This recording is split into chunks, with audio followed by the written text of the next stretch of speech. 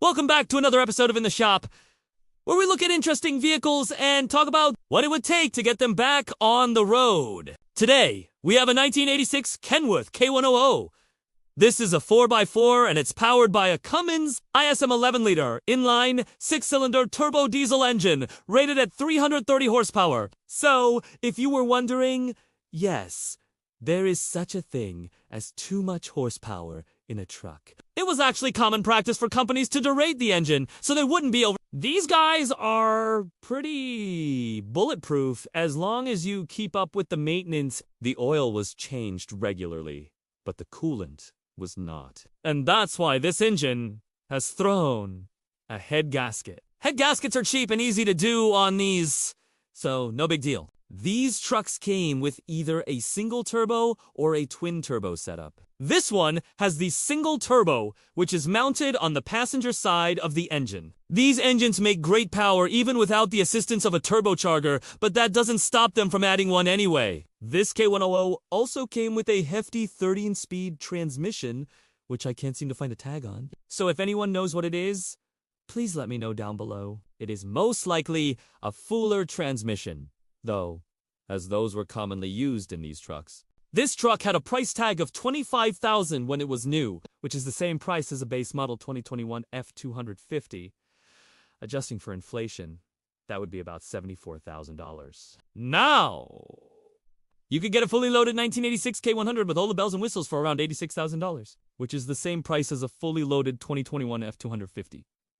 So I guess you could say that prices have stayed about the same. But the quality and craftsmanship, it just isn't the same. In the early 1980s, there was a gas crisis and people began looking for alternatives to gas-powered cars. Diesel engines got their start in the United States in the 1930s, but they never really caught on. They were mainly used in industrial applications until the late 1970s when fuel prices began to rise. People started buying more and more diesel-powered cars and trucks, and manufacturers began offering more models with diesel engines. 1984 saw the introduction of the first generation of purpose-built diesel cars. They weren't conversions like some of the European counterparts, but they were designed from the ground up to be able to handle the power produced by a diesel engine. Some of the first manufacturers to catch on were Volkswagen with the Rabbit, Mercedes with the 300S, and BMW with the 524 TD.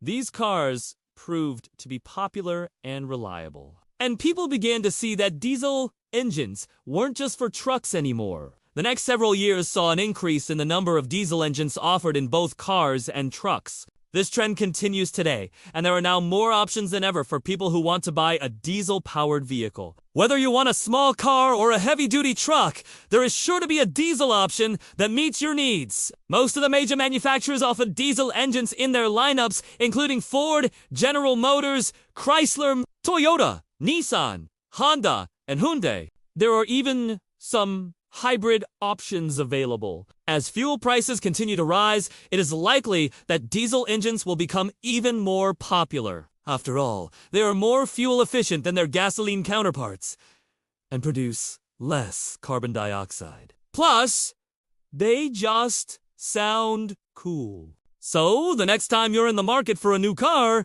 be sure to check out the diesel options. You might be surprised what you find. If you enjoyed this video, don't forget to give it a thumbs up. That's all for now. See you next time.